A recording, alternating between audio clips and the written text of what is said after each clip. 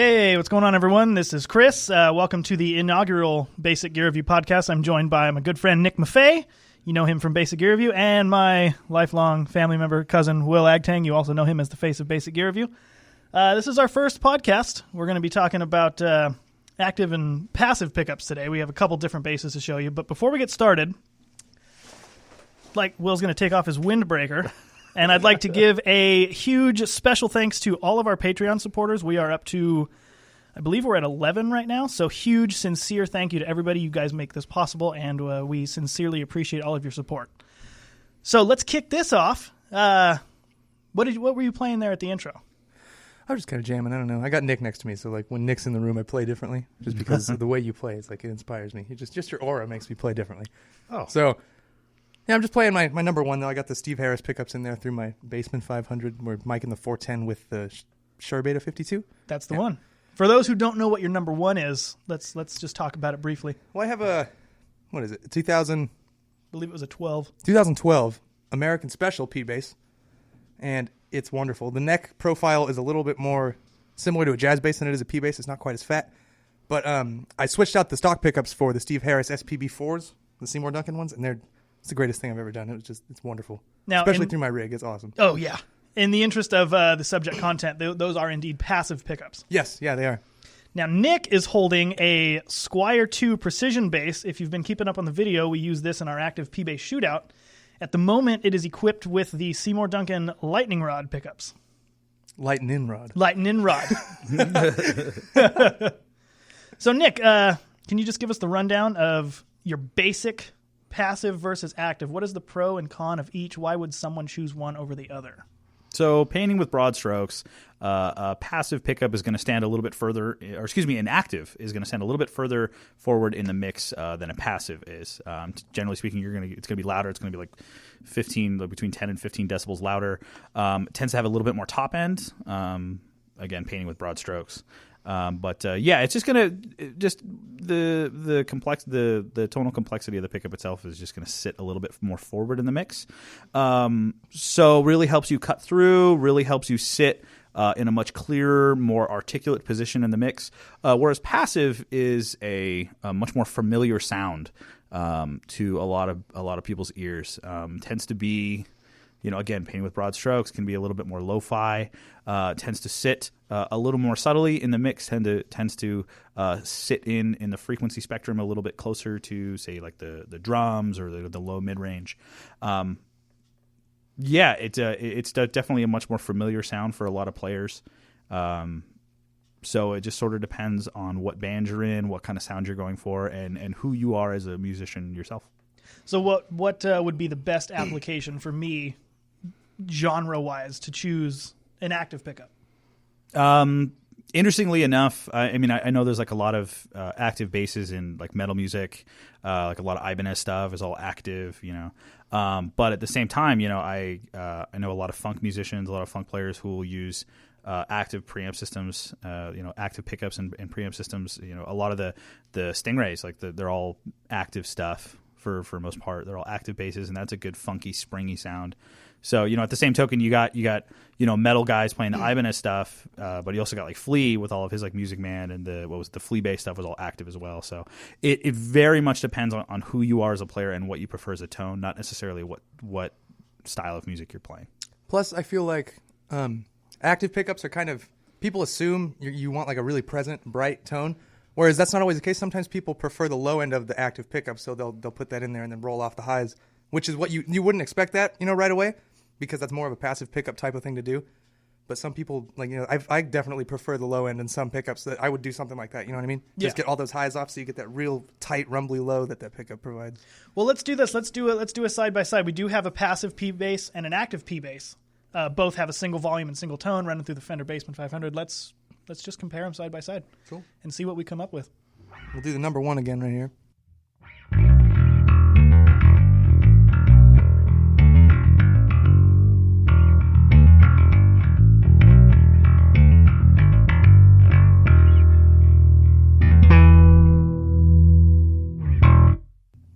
Classic. Good tone. I hear it all the time, so it's nothing new to me. But let's have Nick take a swing with that real quick.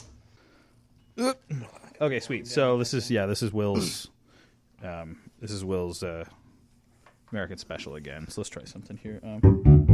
You had the tone all the way open. Yeah, I was right? wide open, so you can go. Okay, so he was wide open. I guess I'll start wide open too.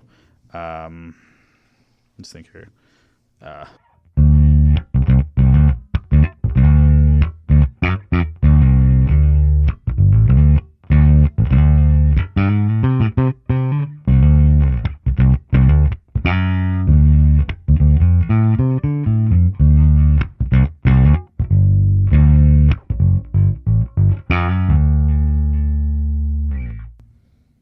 Nice. Yeah. To be fair, I've got some pretty bright strings on there. I'm using Elixir. I don't think I'm using the stainless steel. I think I'm using the nickel wound. But still, Elixirs are some of the brightest strings I've ever heard. So I've got to keep that in mind when we're hearing these pickups. We also do have Elixirs on the Squire, too, with the actives. Perfect. So, yeah. Good. All right, let's switch it over to the active real quick. Okay, cool.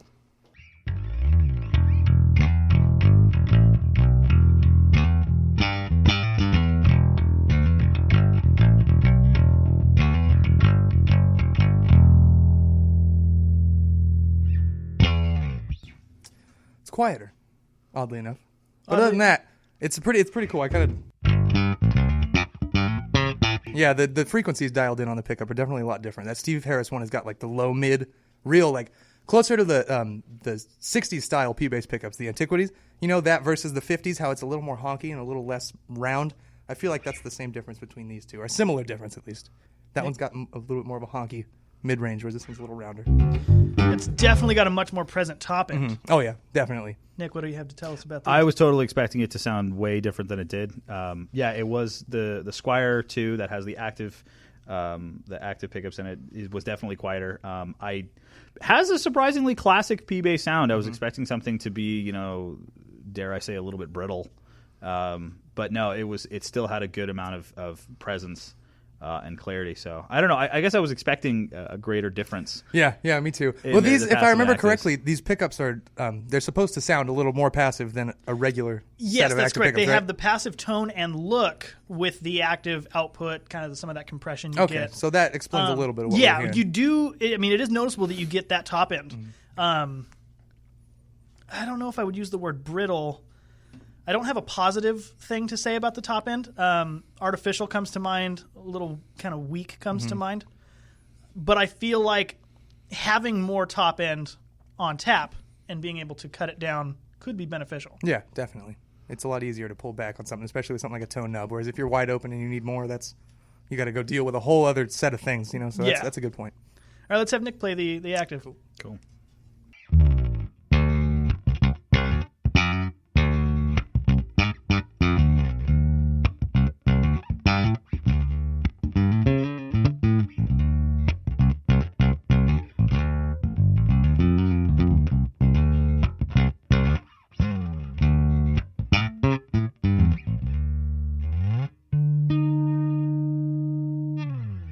Ooh, little tunage there. Yeah, a little out of tune, actually. That was just It's jazz. about note. the tone. Yeah. It's jazz. You play the same note twice. There is no wrong note. That's funny. Yeah, you're right. That definitely does retain a lot of that P-bass quality, like the typical P-bass sound, more so than other active pickups. Yeah, I've been kind of hammer hands McGillicuddy lately, and I noticed I didn't have to dig in as hard to get the treble strings to ring through to get clearly. that punchy response. I know exactly what you mean. So that was kind of cool. It felt like a more responsive pickup. It felt like I didn't have to work it as hard to get the kind of punchy forward sound that I've noticed that with looking most active pickups, it's almost like you have like a light compressor on it compared to the passive one. You know what I mean? Yeah. It just brings out a lot of those little subtle things that you don't hear in a passive pickup. Cool. I haven't played a jazz bass in like a long time. That might be tuned down a half step. That's okay. It's about the tone. String tension doesn't feel like it is. Oh no, it does. I was very upset with it at the last gig. You what? I was very upset with it at the last gig. Really? It just wasn't doing what I wanted it to do. That sucks. Dude, I told you, I was like sweating it. Yeah. It was just not. I don't know. I guess maybe because my P bass had just gone down, the strap button like ripped out, so I was like in a mood to play the P, but I couldn't. So when I had to play the J, I was like, this is not the sound I have in my head. You know, which was upsetting to me. All right, go wide open. Are we totally wide open there? Yeah. Okay. It just doesn't look like it. Oh, okay. The Knob's a little crooked. neck knob. Well, would you look at that? There's one right in front of me.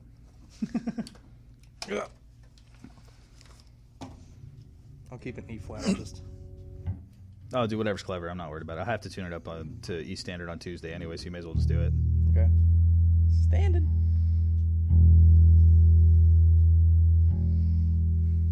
Have they released any sound clips of the tremolo? TC? No, just the official product video. Oh, so there are other there's sound tones. clips in the video? Yeah. Okay. I mean, it's a tremolo, so it's not like it's got a tone, but... Yeah. I mean, they packed as much in there in a single-sized TC stomp box as possible. I'm not familiar with this. What is this product? Brand new tremolo from TC called I forgot what it's called. Pipeline. Pipeline. It's got tap tempo. I used to buy my Subdivision. pipes from a place called Pipeline. Me Downtown? That's too. where I get all my Yeah, Prada. by Tony's Pizza. Yeah, right by Tony's Yeah. Pizza. I stick in my glass, dude. Remember when Badass Coffee was there? Yeah, I do. Oh, I do. Before it was the Sandbox Coffee House.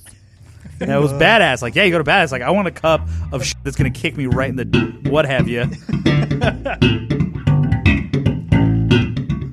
all right. Shall we resume?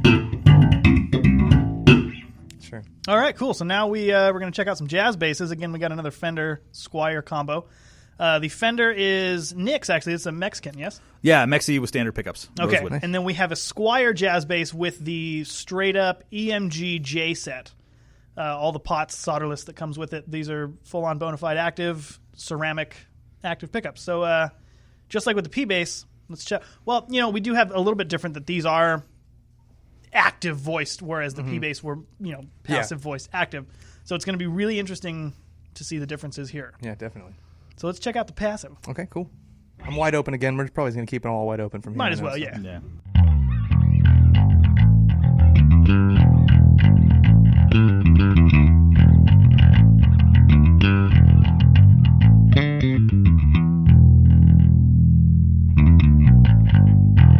I love jazz basses. Like, I've been playing P's a lot lately, but the jazz has just got a special place in my heart for forever. Yeah. It's so nice. Yeah.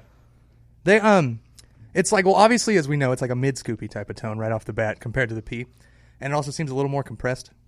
Like not quite as Yeah, because those two pickups are fighting for that output. for the output. Yeah. So, but like I said, it's awesome and like applied in the right place. It's really nice, and it's got actually a really nice, consistent low end. This bass does specifically, at least compared to like this Squier that Yeah. we just played, the P bass. So, what do you expect? Well, let's Squier? check out the EMGs real quick. Okay, Let's cool. just do a quick back-to-back tonal comparison. Tonally. Hair lip. We should have sound effects.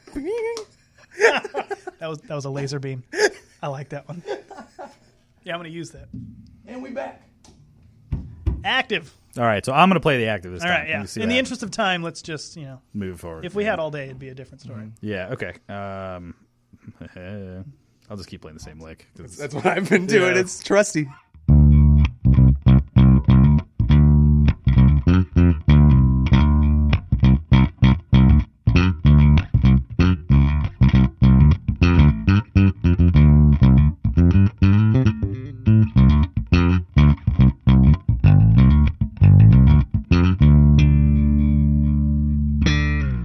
Beautiful.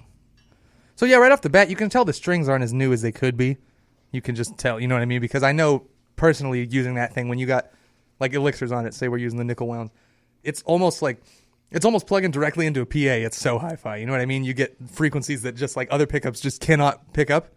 So that's pretty interesting. Whereas right now it's not quite as crazy because I think the strings are a little dead, but it's almost, Ironically enough, actually, the strings on the jazz bass that you were playing earlier are probably on their way out too. okay. So, at So least we that got actually worked out. some good comparisons. That's nice. You and I are both lazy. yeah, there we in go. an equal No, amount. man, I just like that tone. Okay. Yeah. Have some respect for the craft. So, oh, you just played yours. So, what did you think of those ones compared to this? Yeah, it's I liked your active EMGs. I have to be honest, I've been a little down on my Fender jazz bass lately. The one that you were just playing a second ago. You were talking about how present the low end was. I think it really lacks clarity. That's one thing I did hear in the EMG active set was a lot of clarity. Now it's kind of hard to tell. Like a little bit gets lost in translation through the recording and everything like that. A lot of it is very much like a sensory thing. But I have noticed gigging with the Fender Jazz the last couple times. The pickups just really do lack clarity. Whereas with the active ones, they definitely had it on tap. So okay, that's good. That's an interesting point. Yeah. Yeah, because it's not just going to be, I know we've been talking about like the natural compression of the active pickups and everything like that, but there's just an overall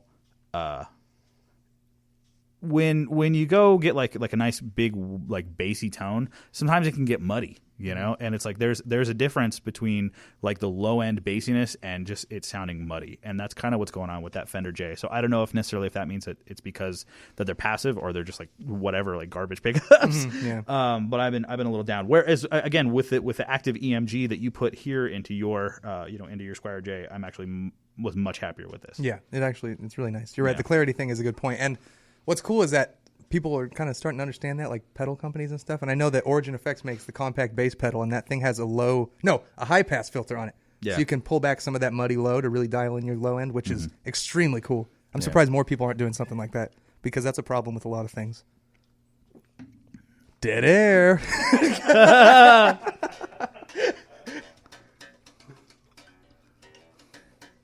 Okay, let's just switch over these basses here. Here's a Sterling. Whoever wants the Sterling. Stoiling. Are we gonna do the Sterling and the Thunderbird? And the Thunderbird. Okay, cool. I'll play this just because you had your fair share with this thing. The Thunderbird. Yeah. You had your time. You missed your opportunity. I'm really upset. You guys are like totally. Both of you are making me go back on my previous preconceived notions of bass and tone. Like, dude, like I was like not loving the Sterling Stinger anymore. I hear him play it, and I'm like, God, like it sounds so good. It sounds awesome. And then with you were always like, you were Mr. Jazz Bass, and I was always Mr. P Bass. And now that I hear you play jazz bass, I'm like, dude, I gotta get me like a really nice jazz bass. Like I'm missing out right now. Oh man. I could always use another one. I'll take another one. I'm like, yeah, call it an anticipatory order. Yeah. 2 beers, please. We should shotgun a couple and then start the next segment. Hell yeah. Hell yeah.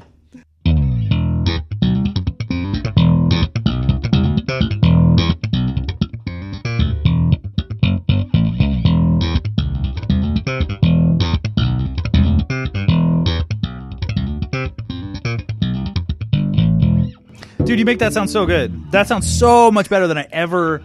It's just the style, though, because you. It's good. Yeah, I have a different style. I have a very. I can never put a word to the tone that I can hear when I play this thing. It's very springy. Springy is a good one. Like really, the jazz bass has that same springy top end, but it's like backed by like a low mid type of body, or a high mid rather body behind it. Whereas this one I feel like is missing that high mid. Like growl, it's more just like a snap. Yeah, which is cool for some things, but that's just not what I'm into. I love the Stingray tone. Like it's especially noticeable when you're trying to play like real thumpy stuff, and like you just hear that little bit of attack, that like clicky bit. Yeah, there's a little bit of click. Yeah, and it's just like that's just too opposite. The thing is that if that's your thing though, that sounds killer. That's and true. You could probably totally apply use it in some the of right what we're thing. saying That's right totally true. That's totally true. Especially if you have somebody like a guitarist who's got more of like a jazz type tone, like not quite as present. It kind of fills more frequency range throughout the band. I don't know. It's not for me though. Not for me. I wish it was for me. I really wish the Stingray sound was for me because I like crazy. the way it sounds. It just for some reason my hand, my attack. I don't know. Maybe it's my smell. I don't know. There's something. we've never gotten along. I don't know. Yeah, I've never been a huge fan either. And I have one that's not like amazing. This one's definitely better than mine. And if I were to have this one, I would probably appreciate it more. Yeah. But there's just something, I think I just grew up listening to like hearing Fender basses, and like so that's like the classic bass tone. You know what I mean? Mm-hmm. So, yeah, that's me. With the sure, Fender, a lot of people Fender have the Jazz same problem though, because it was the first electric bass. So I mean, where are you gonna? To be fair, yeah. No, I think the Fender P bass is like the most recorded bass of all time. Oh so, yeah, hands down the most seen bass. Like it's just like I almost want to call it cliche. But like, you know what I mean? But it's so awesome. It's a standard. It's the greatest. It's the greatest bass ever made. Yeah. So. Well, that's that. You can argue that. You can argue that. Yeah. No, you can argue that. Before we continue, I do want to say that I liked the EMG Jazz pickups much better than the active Lightning rods. Okay. Yes, agreed. Much better. Agreed. Less. I don't want to use words like sterile. They're a little too. But sometimes that's the stereotypical. word to describe those tones. You know what I mean? Yeah. That's why I stray away. I kind of because go with artificial. That's a good one too. I like that one. It's just the difference between like analog recorded things versus digitally recorded things. You know what I mean? Yeah. There's that warmth is missing. Yeah. You know? See, because the top end of the jazz bass had a similar kind of vibe, but I liked the bottom end much more than the P bass. I thought the P bass pickup overall was just kind of unimpressive. Yeah. It almost felt like it was just filling a niche as opposed to actually delivering a sound product. Yeah. If I could be super harsh right now, like Please do. Yeah, no, we're not Fair. here to impress Yeah. anybody. yeah. But when we did the active P-Bass video, I preferred the black plastic Pro Active to the Lightning rods. Yeah, the lightning rods. hands The down. lightning rods are my least favorite of the ones we did. Yeah. definitely. But not even to say that they're bad. It's just that everything that they were in line with, it didn't quite meet. Yeah, the they don't standards, match up. They Yeah. came in dead last. Well, no, I didn't. Maybe it's just because it's meant to sound like a passive pickup. Maybe it's just where we were all expecting something to sound very different. Whereas that one was like, I'm not going to try to sound like an active pickup. I'm going to try to sound like a passive pickup. But it did have that active high end, sterile, dare I say, characteristic. I'm a little slow to say that like the active had a sterile sound, but I think it had that classic active sound. Yeah. But it wasn't as pronounced. I should Yes. say it wasn't as pronounced, which can be good. See, now I know this is somewhat hearsay, but when we did, like I said, when we did the video, the Proactive, still clearly active tone, very similar in line to what I was hearing with the EMG Jazz, but very impressive. I'm going to keep that pickup. That's a good one. I'm going to buy a P-Bass just to put that in. You should always buy P-Bass. I'm I always did in that. favor of that. I'm going to get a Mexi Standard black with maple. I got a Mexican standard and put the antiquities in it. Yeah. So there's no shame in that. There's absolutely no shame. Nick's, never mind. I am courting. Yeah, she'll Wesley. hear it. I told her earlier. I told my wife earlier that I was like, look, I have to be totally real with you. Like, if we're gonna continue to be married, that like If this is gonna work, I already want to buy a new instrument. Like, and I just bought one. Like, I'm already like, I just bought a Les Paul, and now I want to buy another American Standard P. Like, I have the nicest instrument I've ever owned, and now I'm like, oh well, that one's white though. Like. it's different flavors. You're gonna have a different fretboard. You said right? You're Yeah, gonna have it's different rosewood. pickups in it. At that point, you got a different bass. It's Like a there's different no bass. question. It's a different bass. And my plan is to put flat wounds on it, and I want to put a sponge over by the bridge. I want to do straight Carol K. You're going to too. put the bridge cover and the pickup I cover? like that. I can't do bridge cover and stuff because I palm mute a lot, and I can't do pickup cover because it makes me just like it just gets. Well, if makes you're me going to put mad. the sponge, it's Yeah. kind of muting it already. Yeah, but I mean, sometimes I even want to mute it more than it's already muted. You know, I like to. It's something I experimented with. I actually put less sponge down by the bridge than I had originally intended on, and then I could just lay my palm down if I wanted it to mute a little bit more, or then I could let go, and then I had that natural mute that a sponge will give you. It was kind of cool. I ended up like, I'm gonna experiment. I haven't decided yet. I haven't even bought the bass yet, and I'm already deciding what I want to You do. have all these I'm gonna plans. put these flat ones on there, and I'm gonna put sponge. Rah, rah, rah. I got this all planned out. I'm gonna do the Carol K sponge where it's underneath and on top, taped down with some painter's tape, as opposed to the James Jamerson, which is just straight foam crammed. Yeah, that's how I underneath do as it. much It's as you just possibly could. Shoved under the strings. Hey man, it was good enough for Jamerson. It's good enough for anyone. Yeah, good enough for anyone. All right, what do we have next? We have a Sterling Ray 34 and an Epiphone T-Bird Pro. And the Sterling's got a passive pickup with an active EQ or an active preamp, right? Yeah, preamp Okay. EQ. This particular pickup in this one is going to be an Alnico 5. Okay. Whereas most active pickups that you'd get from EMG or the Seymour line or what have you, it's very common that they utilize ceramic. Okay. So Nick, what can you tell us about if we're going to be pumping, for all intents and purposes, a passive Alnico 5 pickup into an active EQ? How different is that going to be than, say, an active pickup through the active EQ? Through is an there active any- EQ. is there Yeah, any because difference? that's what's going on in the Epiphone is that we have active pickups going into an active preamp system, whereas with the Sterling we have a passive pickup going into an active preamp system. It's just going to be the active all around is just going to be an overall hotter signal.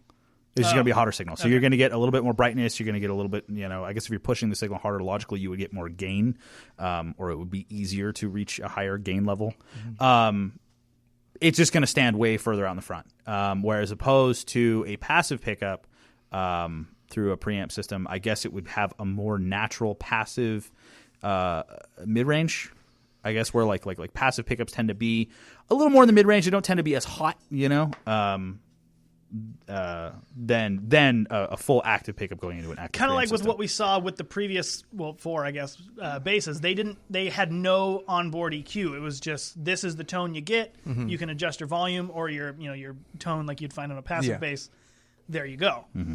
So the differences we heard in the passive and active, would it be fair to say that those are the same differences we're going to hear, but now we can manipulate our EQ?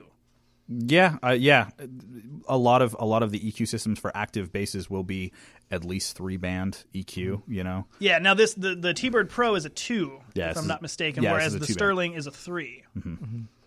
But like a lot of Ibanez basses will have bass, mid, and treble EQ. They'll have 3-band EQ. It's not to say that all active systems are going to have a 3-band EQ, but it's a very common thing. Yeah. Maybe they'll have or a pan pot. A lot of times you get deeper EQ features with active basses than I've seen with a lot of passive basses.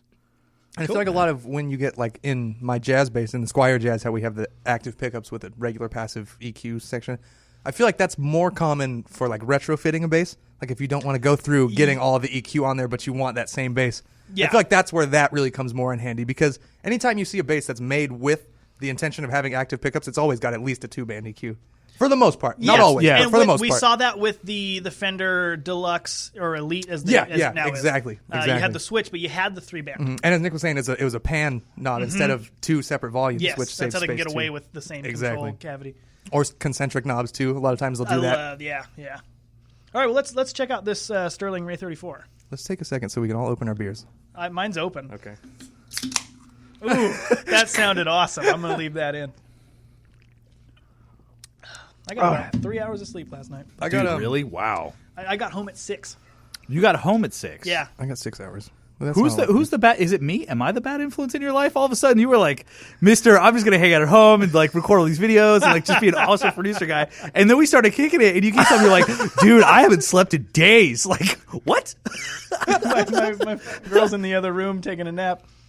Yeah. Really? Yeah, she's here. We've been out. Dead serious. She's here right now. She's here taking right a now. She's in the bathroom taking a nap. Well, not the bathroom like that. There's The like a ladies' bed room in has the a bathroom. separate room with a It's bed. weird. There's like a whole section for napping in there. That's Yeah, they got a scale, a trash can, a bookshelf. There's lotion in there in case Because I need all of those things to All take of a nap. Let's ladies get tired. That sounds pretty sweet. I'm honestly jealous, but I wouldn't trust dudes with a couch. No. That's gross. You know No, what I mean? dude. If Especially there was with lotion. if there was lotion, yeah, if there was like never. lotion and books and a couch in a men's room, would you really use it? Would you? No. I'd Of put on course the you blinders wouldn't. and walk straight to the toilet. Yeah, I got that stuff at home. I probably wouldn't even use the bathroom just on principle. I'd be like, dude, there's some weird stuff going Probably on. some nasty shit on the Yeah, soles of I'm my just feet not- right now. It's coming out. No, I was just ashy. I'm just. It's ashy. This just became an adult podcast. I know No, Howard no, Stern. We're not that racy. Yeah, right. We're the Howard Stern of bass. Back Okay, coming back up to the back to business. Sterling. There goes your phone. Every week, every week. You drop your phone all the time. I try to chuck it onto like one of these pink chairs, Yeah. and it bounces off and just like goes flying. I did that Every exact same single thing when time. we were recording. I missed the chair. I was like, huh, boom. Like, oh, well, Every time. screen's already cracked. We It's need like some neither better here nor carpet there. in here if we're going to be playing like that. Also, did you notice that in both videos where you and I used the Sterling, we both had problems with the strap? I did not notice that. That's I didn't so even funny. notice Dude, we that. I was did. there. Yeah. I didn't notice oh, that at all. in the middle of me playing, I'm like trying to not lose the tempo. Like I've got the tempo in my head, and I try to reach down real quick and like take it off. And I noticed, and then I was watching a video with you, and you're just like, it "Damn falls, it!" And you're like, this thing. "Yeah, Never sacrifice the groove for taking off your strap. yeah, that's right." We never use a strap for this stuff. Yeah, So well, I it have was a those trip. rubber Fender strap washer locks on there, so it's really a pain to get the strap off. It is. Okay, let's just get this. Let's finally do this. I gotta go home and take a nap. Okay, so this one's got the a 3-band EQ, right? That's got a 3-band Okay, EQ. so I'm gonna and just and put a everything master at volume. I'm put everything at halfway. I'm not gonna boost or cut anything just for the sake of. No, I think we consistency. should do a little bit of boosting. Well, first. First, yes, yeah. So here we go.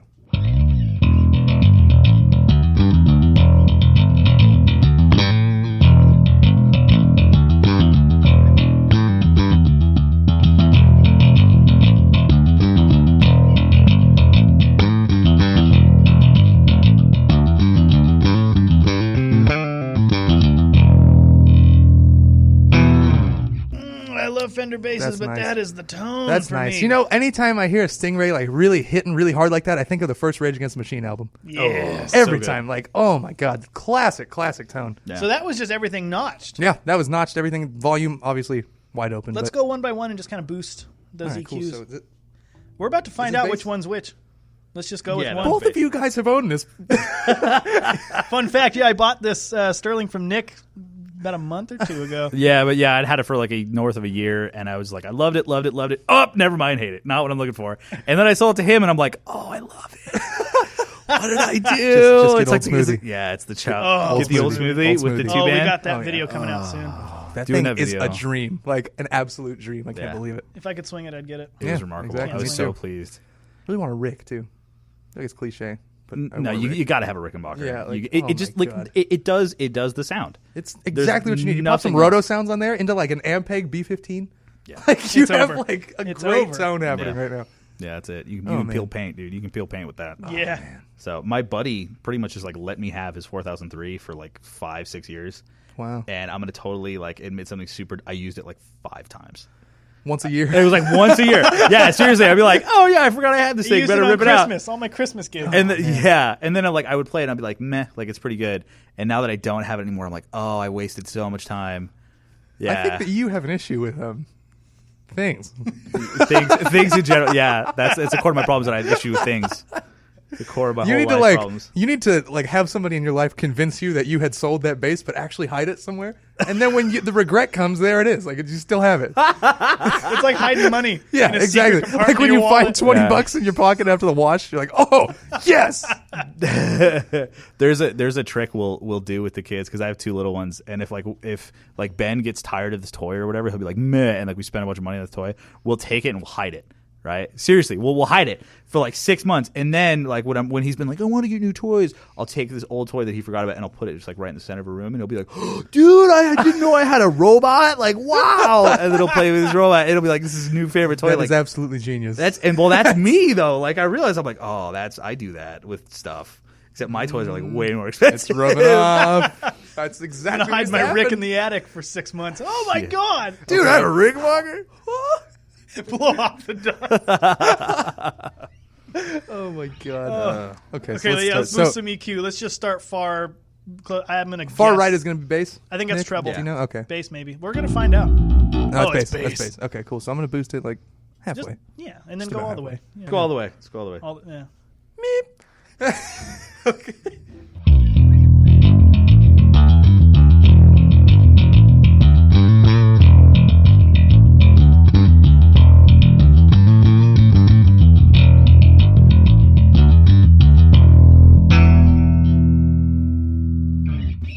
Definitely start to run into that muddy territory a little bit. Yeah, but it's got some But girth. it's got some Yeah. some bulls. What happens if we cut it all the way? If we cut it all the way, it's going to sound. Well, let's just see. What if we make this really good sounding bass sound really terrible? Let's do that. Oh, That'll be- man.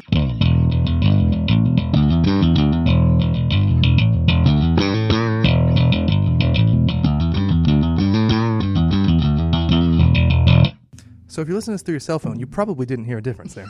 But if you aren't, that one sounded like you're listening to it through your cell phone. Hey, that might be an effect. Maybe, yeah. If Cell you phone know, bass tone. if you're like in prison and you want to record your next album through the phone, yeah, that'll give you that. All right, let's do my the same boost and cut with the. Let's go mid and then treble. Okay. Are we notched on the bass again? Dead center. Yes. Cool. We're doing mids now. Yeah. Boosting mids. Same riff. You guys are going to know this riff like the back of your hand by the end of this.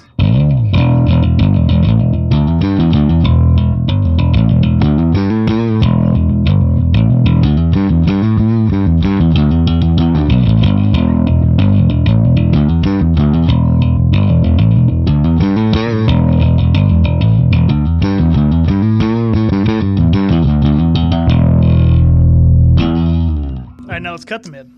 It's got a really nice frequency. Yeah. Yeah, like the I like frequency it a lot. it's really cool. Anyway, Just here we playing go. around with it at home, I like when it's cut too. Mhm. It's a nice frequency to cut Here's as cut. well. Let's see what that's like.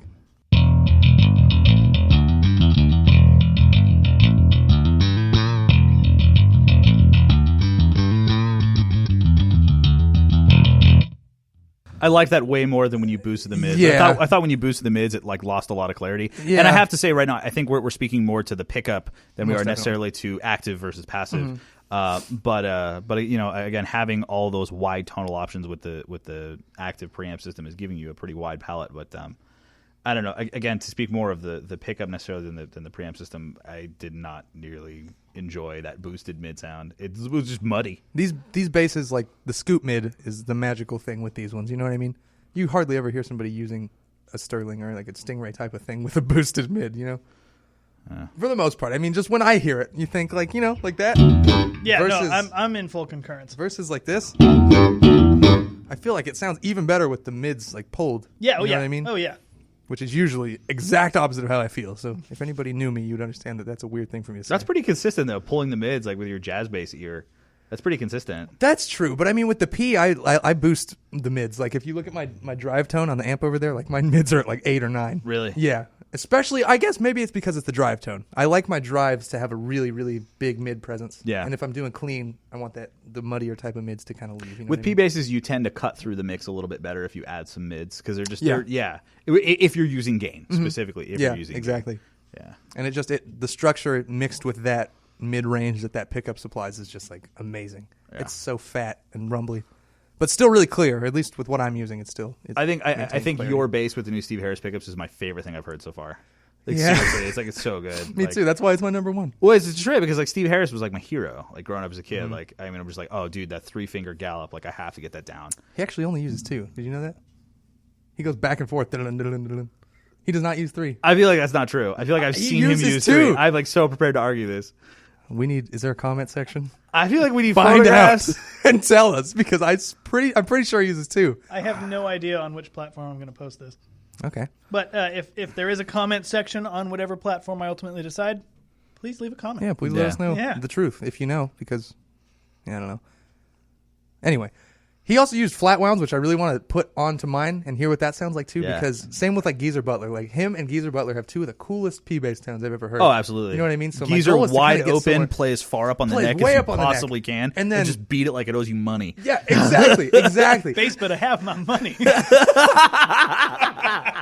Oh my god! And then Steve Harris is the opposite. He plays back behind the pickup, so Yeah. it's Right. really With, that, like, that light string as a tension is really feather. high. Yeah, and it's just man, both tones are so good. I vividly remember being in high school, like being up until dawn, listening to the Paranoid album, and just being like, "Dude, Geezer Butler is my hero." I love Like the first having- one too, the self-titled. Yeah. Oh, that's a yeah, classic, start to Dream. finish. But cream. But like no, there was something about Paranoid though. I don't remember. Like maybe it was like I think Fairies Wear Boots was on Paranoid or something like that. And Yeah, I was it like, was. dude, that swing, that yeah. swing feel, which is Oh yeah, they're at the core. They're like a jazz band. You know what I mean? The first few albums, blues. jazz type it's of blues. No, yeah, Well, they okay. are jazzy in the rhythm section. They got some jazzy rhythm section stuff, especially Bill Ward, mainly Bill Ward. I would say. I don't know about jazz. Definitely blues. I'll definitely give you like a blues rock feel. Bill Ward does like a cymbal stuff, but it's the same deal. Like he's jazz. What? Can we disagree? A hint of jazz? Like it's Just jazz. a smidge, at the very least. Just one of those little salt on the elbow. A jazz bay. Yeah. Black Sabbath is awesome. Yeah. Oh yeah. Yeah. I mean, like, That was the most awkward thing I've ever experienced. Something upon which we can all agree. Just water is so hydrating. I can't believe it. Can we all agree the sun is hot? Oh man. All right, let's After bashing it, Black Sabbath is f***ing awesome. Let's just settle that right now. I'll have to get the 1 kilohertz tone out. All right, let's play around with the treble. See what it is. I forgot that's what we were doing. let's get into some treble. Ooh, clever. Oh, wow. Clever. Okay, here we go. Treble boosted.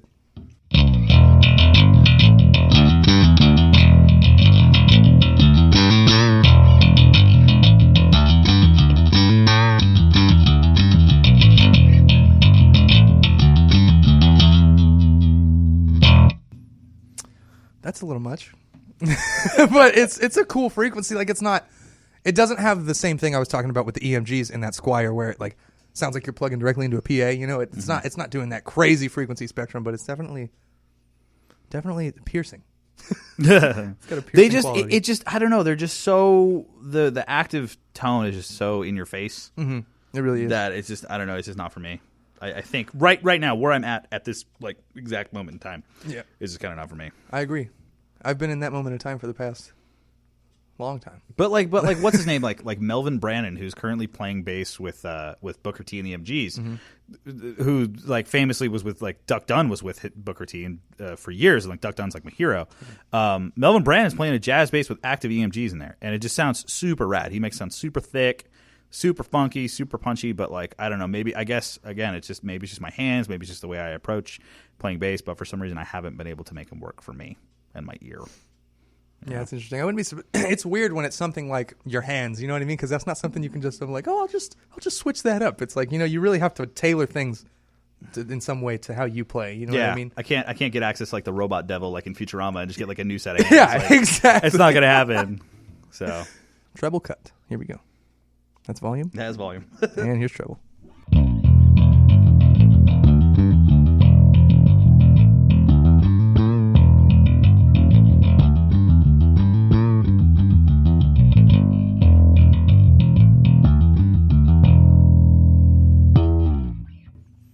Smooth. Yeah, not bad. I could see that sitting in a mix relatively nicely. About as smooth as this PBR. Yeah. It's not very. Well, yeah. I was just gonna say, Can I play that with that exact same setting? you absolutely can. Dude, yeah. I was just like with just the tone completely cut. Yeah. I thought that sounded like pretty cool. Yeah, Yeah, that was it's nice. I'm That's what I'm kinda- saying. I'm kinda Here we go. curious. Tradesies.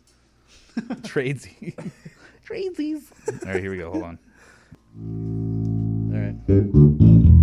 Okay, so volume all the way up, treble all the way off, and everything else set at the notch. Everything's at 12 o'clock.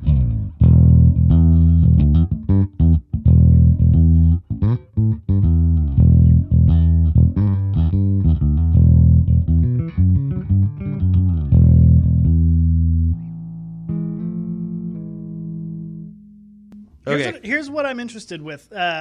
You said you couldn't get that to do the tone that you wanted, but I feel like with that treble cut, that's all you.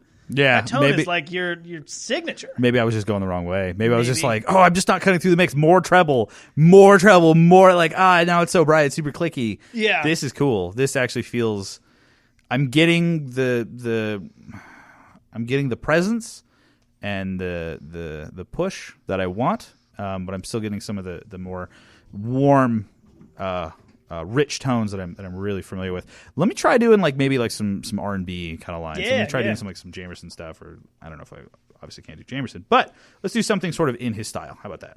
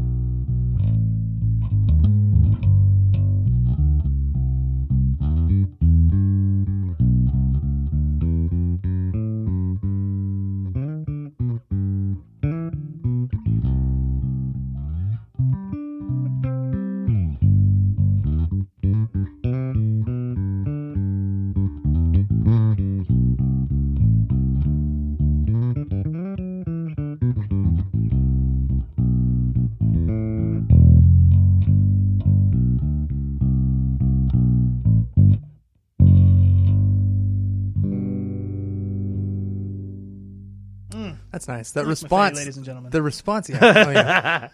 Oh, it's cool. This feels good. Oh, get out of you guys. The response on those higher strings, like the D and G string, are just like it's so nice with that tone. Felt It's way better. Beautiful. Yeah. It's really cool, and I'm really picky about there's a fine line between having too much high end cut off, where it sounds kind of like muffled, Yeah. as opposed to just enough to settle in the mix, and I really like where that is. It's Yeah. perfect. Well, the interesting thing is that there's no treble going on. I mean, Yeah. there's it's off. It's just completely It's cut. just completely off. So, I don't know, maybe the pole pieces are right the pole underneath pieces, the strings, and it's too. like a Yeah. humbucking big fat pickup. So I mean, Yeah. there's got to be something coming through. You can only tame it so much Yeah. with a preamp like that. Sounds good. It sounds really good. Let's check out the T-Bird. Yeah. T-Bird. the I'm gonna T-Bird. let Nick keep playing because I've been playing for a really long time. So I'm gonna trade back with Nick. Okay. He can start it. I mean, I'll still play. I just want him to start it. Okay. I went off on this Stingray right here. All right. Let's see here. It's a 2-band? 2-band. 2-band. Yeah. What was that lick I was doing when we did the video? Okay, cool. Yeah, I'll do that. I'll do it with my fingers, though. That one I was kind of doing with my thumb.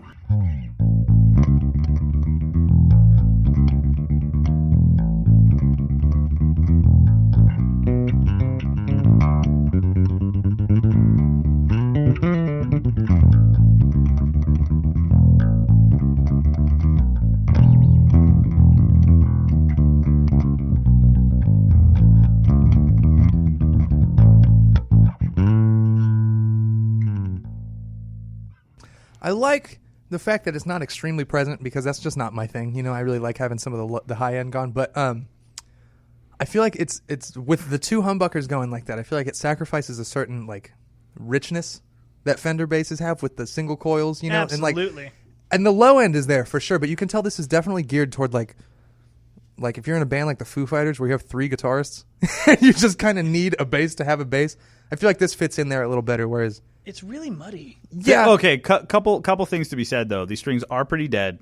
Fair. And it is a neck-through design. So it's going to inherently be more mid-range present and a little darker sounding. Like, not just like bassier, but like just darker and more mid-range. It's going to be a little bit more of a subdued instrument, which is why dudes who usually play T-Birds usually play them very, very loud, and they play them with a pick. Yeah. Because it's going to be like it's very much in the situation where you can make them real bitey. Like when I was using it at the open mic night when I was using your bass, it took me a second to figure it out, and then I realized I was like, oh, this is the voice of this instrument. You know, it's inherently going to sound a little bit more dark, a little bit more subdued, but it's going to be punchy. I think if I could crank the volume a little bit more, especially in a band situation, this thing would be super punchy. Well, in the band situation, I was playing drums when you switched, and Yeah. all of a sudden I felt it in the drum throne. I was like, "Whoa, Yeah. it's getting thunderous." Yeah. But Yeah. hearing it in the room, I'm hearing some muddiness in kind of the lower mids, but I'm definitely hearing that upper range that we heard in the EMG and the lightning rods. Being that it is an active pickup instead of a passive with an active preamp, I'm understanding it now that I'm hearing them side by side. You definitely have that characteristic. Yeah, a little bit more treble kind of bite. Yeah, and they are again ceramic magnets in the T-Bird. Which I really do like. I'm not a huge fan of Thunderbirds just because that's just not the style of tone I go for. But this is my favorite one I've ever played. I got to say. Yeah. But to be fair, I haven't played many. But this is the best one. And I've we played. haven't played a bona fide Gibson. Yeah, exactly, You like know. a real one. So We can only dream. I played one not too long ago, but it was tuned to like C standard or something like that. So I was like, okay, got to keep that in perspective. Yeah. Mhm. But it was great. It's a super big sound. The neck was really comfy. I don't know. I haven't spent enough time with them, but I know I want one. Mm-hmm. And I'm just going to put that out there right now because Christmas is coming up. yeah, but it's definitely not an instrument that you would have like if you're someone like Victor Wooten playing like solo bass pieces. Definitely not the instrument you would want for something like that. You know what I mean? Just That's because true. it's definitely lacking in the upper range. Yeah.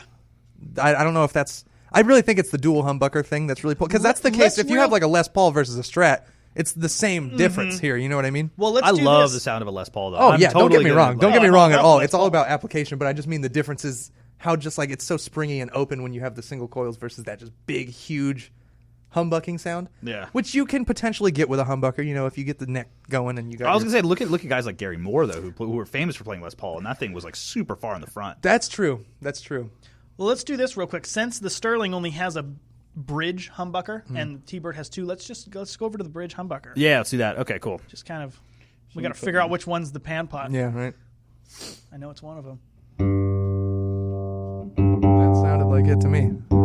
I got it. Yeah, I got Yeah. it already. Okay, that was what I thought. So this is just bridge. Yeah, it's All right, right off the bat with those two notes, more clarity. Oh yeah. yeah, quite a bit. Okay, so this is just bridge now. Let's do the same lick. Let's do the same.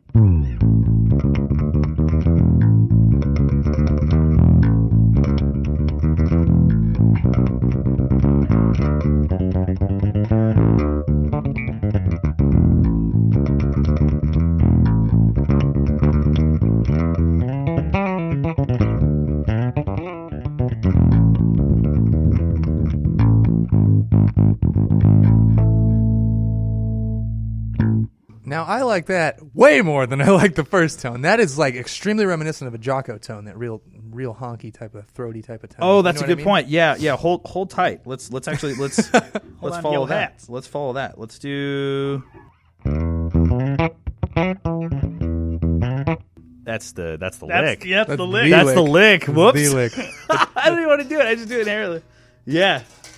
Yeah, it's this one. Yeah. Oh, do you want to do some Jacko? Yeah, sure. I Dude, guess yeah, so. throw down on some I Jacko. guess so. Uh-oh. Now, please don't tear me to shreds, because you know I'm just not that good. Y'all just made me do Jamerson lines.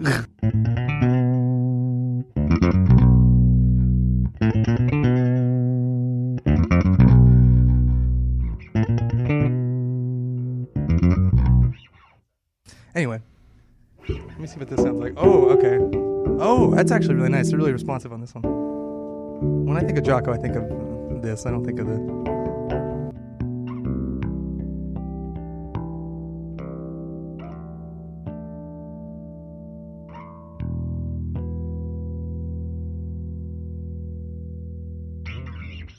Let me see something real quick. I want to. Someone say Lemmy? Hold on, let me get that Rickenbacker I want.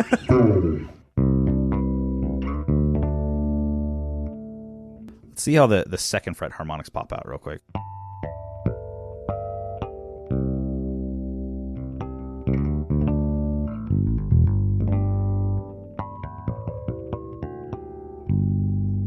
Wow. That is absolutely impressive. Let's keep in mind here, folks, we're running straight into an amp. There's no compressor or anything happening. And that's insane. Those are like the hard, like those and like the first fret harmonics, which I probably can't even do. Yeah, no. Second fret harmonics just came right out. That was, I didn't even have to work for it. Extremely strong. I think we may have found a secret weapon for that kind of stuff. Yeah. Who would have thought that I'm in the seeing this T-Bird Thunderbird? in a whole new light. Wow. Wow, It's like we were wrong. Wow. I'm gonna get a custom Thunderbird made with only one pickup, just the bridge pickup. I am genuinely surprised right now. That sounded awesome. Yeah. Yeah, when I was playing it with a pick, too, when we were doing the video for this thing, I was like, okay, cool, pick tone, like balls to the wall, like rock and roll sound, and now we're just throwing down like some pretty kind of harmonic-y lines. And like if my eyes were closed, doing it. I would never guess. I'm liking the pretty harmonic stuff more so than the balls to the wall kind of rock tone. Yeah, I leave that to the jazz bass. Yeah. let's try some like finger style for just like 1 second. Let's try.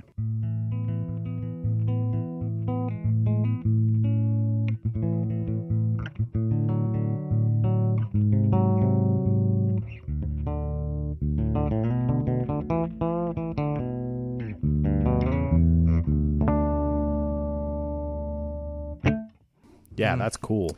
That's really cool. That is magic. The humbuckers are kind of warming it up a little bit, so you don't have that kind of bright clickiness like you would with a single coil. Wow, you're Despite right. being an active preamp system, we're still getting a lot of like warmth and clarity. I want to know what this is going to sound like with some brand new strings. I think that's what we. That's good. Yeah. You're right. And I got to say, that thing driven sounds awesome, too. Yeah. Like, I was running it through the Bassman last week, and it was just, like, so good. Yeah. So good. We are running close to an hour. If anyone is still listening, it's been a fun time. But before we go, what's the consensus? How do we feel about the passive and the active pickup now? To be fair, things were said here in this room that, like, opened my Cannot be eyes. unsaid. Anyway, some things were said that really kind of made me appreciate active pickups a little more for what they are, you know, and especially it's the application thing. That's really kind of the key to most gear is really you apply it to the right thing, it's going to sound good. But I still got to say, nothing beats a good old passive pickup, in my opinion. The Fender tone is a classic tone. It's a classic that I will always love. You can't beat it, and like it sucks kind of saying that sometimes because it's nice to move forward and like learn new things, but sometimes like if it's not broke, don't fix it. You know what I mean? Where do you draw the line? Yeah. So There's a company called MTD that I'm really been eyeballing, and I know I want to get another active bass. And I've been kind of leaning toward them, and they'll have like crazy switches and you know low mid frequency, high mid frequency knobs on deck. They'll have like 8 knobs or whatever, 6 knobs, 8 knobs on. Ooh, and but the thing is that the MTD basses, although they are active preamp systems and they sound really clean, really remarkable, they're not too brittle. So again, as you said, some things were obviously said in the room during the recording, but I think I have actually a new appreciation for the active, and I think maybe I need to spend a little bit more time I agree with that for sure. Yeah. Well, I wish I could afford to spend more time with it. That's the key, right? Yeah. there. I would love everything if I had all the money in the world. Yeah, I would have an opinion on every piece of gear. I'd have to buy a new house just to fill up, just to have a place for all my Buy bases. the next door house for all the stuff. Yeah. Yeah. So yeah, I'm gonna have to say that even though I was swayed, I haven't been completely pushed to the active side yet. I'm still a passive guy for sure. Yeah, I mean, the passive definitely, again, application has its place, but I think we all have a newfound appreciation for the active pickup because I personally was blown away by that Squier jazz bass. I really was too. Yeah. To be honest, that sounded. I mean, really, granted, really I've good. heard the tone before, but you put it next to just your run-of-the-mill passive jazz, it's like, damn, that thing sounds and it really really nice. shines. Yeah. Yeah, you're right. Yeah. Because the last time I heard that bass with passive pickups was like easily 20, 30 minutes between when we got the pickups in. You know what I mean? So that preconceived tone is, who knows how much it gets distorted in your head. You know what I mean? Absolutely. So it was really nice hearing them side by side, I got to say. That was fun. Well, before we wrap this up, I want to give a huge thank you to Instrumental Music in Ventura for continually supporting us and making what we do possible. It's just amazing that we can go in there anytime we want and just say, hey, we want to do a video on XYZ. Cool, here's XYZ, bring it back on such and such date. Without that, we'd have to buy every single piece of gear that we demo, We which would not does be happen nearly as occasionally. far. We would have dropped after a month. Most So definitely. huge thanks to, Nick works there, but now Nick is a part of our team too. But huge thanks to PJ, Dominic, everybody else over there at the Instrumental Ventura. Huge thanks to those guys. And thank you to everyone for tuning in to our inaugural Basic Gear Review podcast. I've been Chris, Will, and Nick Maffei, and we will see you all next time.